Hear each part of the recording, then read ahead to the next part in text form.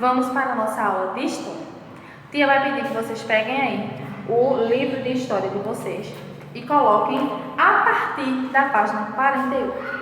Nós iremos conhecer os movimentos nativistas, que foram os movimentos que fizeram parte da história do nosso país. Tia vai fazer assim, a gente vai acompanhando a leitura e em seguida nós iremos dialogando para que a gente possa compreender melhor, ok? Vamos lá. O Brasil era a colônia de Portugal. Tudo era dominado, desde a extração do pau-brasil, a produção de açúcar e até a produção escrava, né, gente? Que a gente já vem vendo isso há muito tempo, da questão da colonização de Portugal aqui no nosso país. Depois da descoberta de ouro e das pedras preciosas, esses produtos também passaram a ser controlados. Com o passar do tempo, o governo português passou a exigir cada vez maior quantidade de ouro e de pedras preciosas, até porque eles estavam ali explorando, gastando dinheiro, né? Não gastavam com mão de obra porque era escrava e eles queriam cada vez mais. Um sentimento de revolta foi dominando os brasileiros, que estavam cansados dos abusos e das injustiças de Portugal. Por essa razão, várias revoltas aconteceram em diferentes partes do Brasil, e as principais foram a revolta de Beckman, que foi no Maranhão, a Guerra das Emboabas, que foi em Minas Gerais, a Guerra dos Mascates, que foi em Pernambuco, a revolta de Filipe dos Santos, que foi em Minas Gerais, e a Inconfidência Mineira, que também foi em Minas Gerais. A gente vai agora conhecer um pouco de cada uma, né? A sua causa, a sua consequência. A revolta de Beckman. A revolta de Beckman foi em Maranhão, como eu já tinha falado.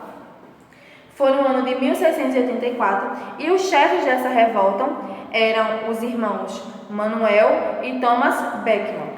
Agora, qual foi a causa dessa revolta, né? Vamos lá. O desentendimento dos colonos com a Companhia do Comércio do Maranhão, criada por Portugal, pois estava tendo problemas com o estabelecimento na região e a cobrança de preços altíssimos por produtos de péssima qualidade. Ou seja, de início, né, os portugueses eles tinham comércio no Maranhão, né, porém, né, os colonos com a Companhia do Comércio do Maranhão, eles não estavam satisfeitos com o preço alto que estava sendo cobrado e com produtos de baixa qualidade.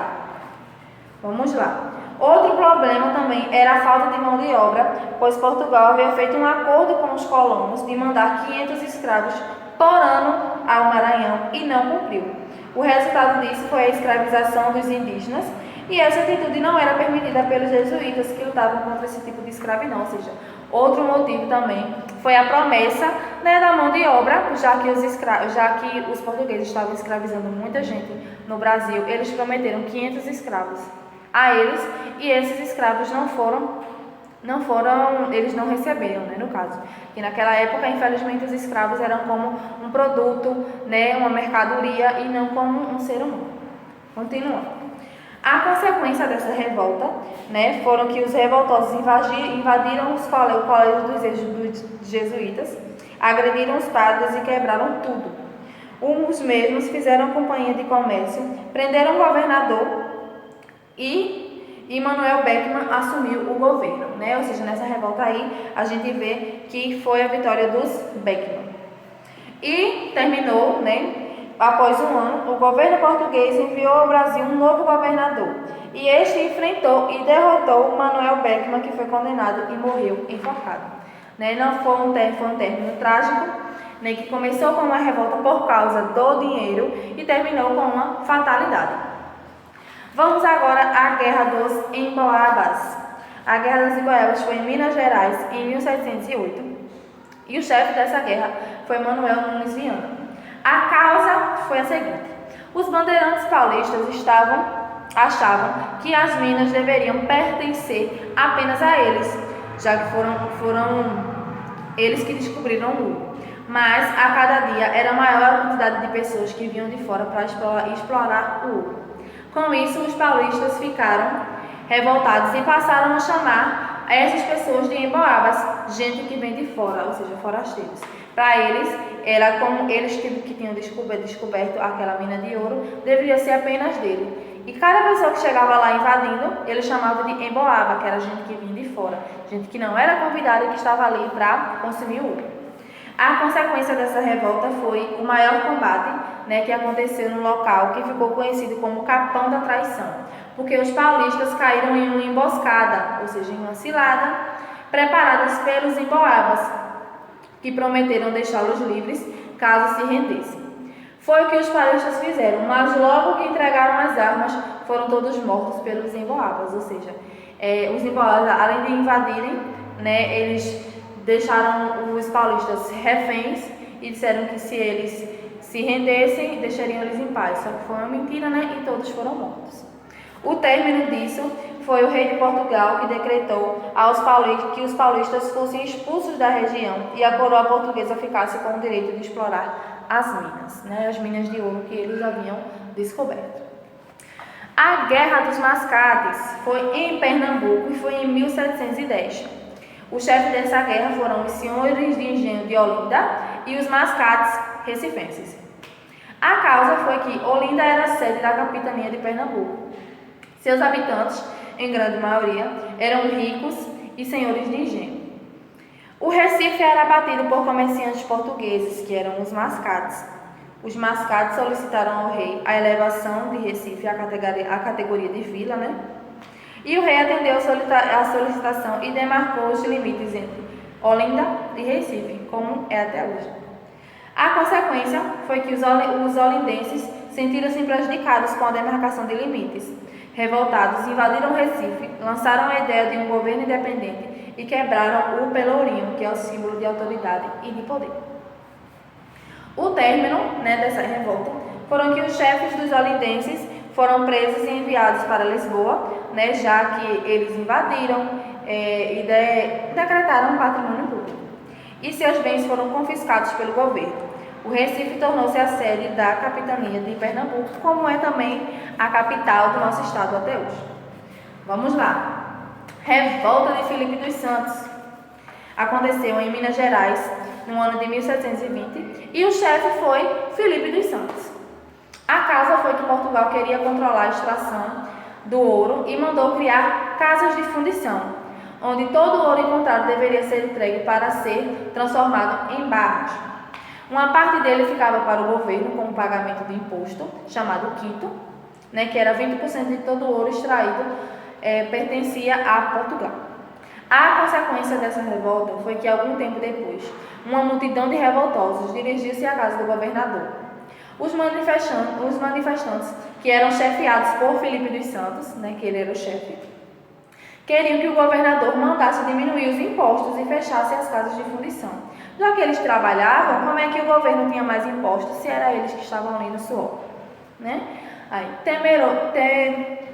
temeroso, o governo prometeu atender às reivindicações, né, mas teve o término. O governador mandou prender os chefes de movimento e suas casas foram queimadas, ou seja, ele também foi uma cilada que ele também não fez nada do que ele prometeu. Filipe dos Santos foi enforcado em praça pública, né? O chefe da revolta foi enforcado. Inconfidência Mineira, vamos lá. Aconteceu em Minas Gerais também, no ano de 1789, e o chefe foi Joaquim José da Silva Xavier, famoso Tiradentes. Vamos lá. A causa foi que o governo português ameaçou aplicar a derrama, né, a cobrança forçada de impostos.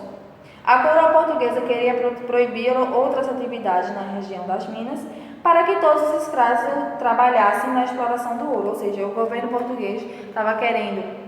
Lembram da revolta de Filipe dos Santos? Né? Eles já estavam ali naquela guerra de impostos. O governo agora queria aumentar os impostos, né, e forçar o povo a pagar. E através disso, né, eles queriam proibir outras atividades na região das Minas para que todos os escravos trabalhassem na exploração do ouro, ou seja, seria uma coisa ainda mais obrigatória. Fechou as fábricas de tecido para que os brasileiros fossem obrigados a comprar de Portugal. E a cada ano, 1.500 quilos de ouro deveria ser mandados ao rei. Caso essa quantia não fosse atingida, a população deveria completar essa cota, ou seja, sairia do bolso da população que já não tinha, né?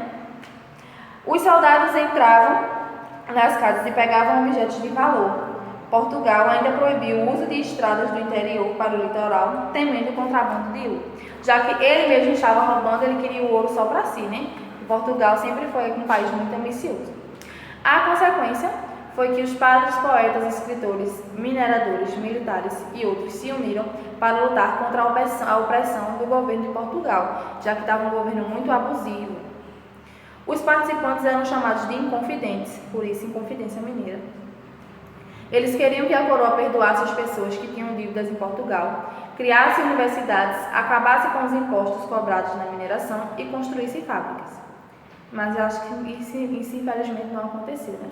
Os radicais queriam a proclamação da República, separando-se de Portugal. Entretanto, não queriam acabar com a escravidão, pois era um movimento elitista. Os planos dos Inconfidentes foram denunciados por Joaquim Silveira dos Reis, que traiu o movimento em troca de um perdão de suas dívidas. Ou seja, uma pessoa de lá de dentro do movimento traiu o próprio movimento, né, e denunciou todos eles em troca do perdão das suas dívidas. O término foi que o governador mandou prender os Inconfidentes.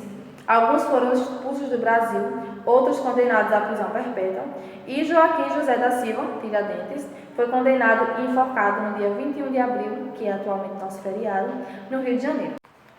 Falando um pouco agora, né, de Tiradentes, como vimos, as pessoas que participavam do movimento, que eram os Inconfidentes, eram brasileiros, idealistas e cultos, pertencentes a classes as classes abastadas, né, que eram as classes ricas, que tinham o apoio de padres e militares. Entre os Inconfidentes estava um homem simples, do povo, chamado Joaquim José da Silva Xavier, apelidado de Tiradentes. Ele recebeu esse nome por ter aprendido com seu tio, que era dentista, o ofício de Tiradentes. Ou seja, ele não era realmente dentista, mas ele aprendeu com seu tio, que era dentista, a retirada de dentes. Exercia também as profissões de mascate, garimpeiro e alferes de cavalaria.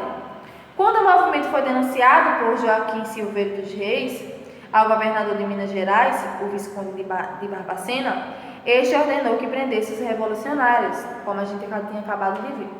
Porém, Tiradentes foi condenado à forca, ele foi enforcado.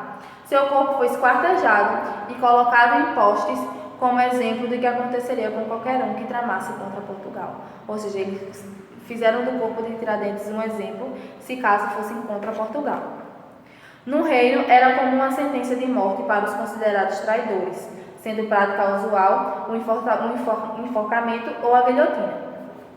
Pela sua bravura de lutar e morrer pela pátria, nós, brasileiros, consideramos Tiradentes o mártir da Inconfidência Mineira, tanto que ele foi exatamente símbolo para um dos nossos feriados, já que ele foi uma das pessoas que mais revolucionou contra o governo de Portugal, contra o abuso de Portugal, e com o decorrer de anos depois, nós enfim conseguimos a nossa república. Então, agora que a gente pôde conhecer, né, um pouco mais sobre cada uma das revoltas, a gente vai colocar em prática, certo? É sempre bom vocês pesquisarem ainda mais, já que o nosso livro é bem mais resumido, certo? Mas qualquer coisa, revejam a nossa aula, leiam aí essas páginas do livro para ajudar bastante, tá bom? Então agora a gente vai exercitar e vai colocar em prática o que a gente aprendeu.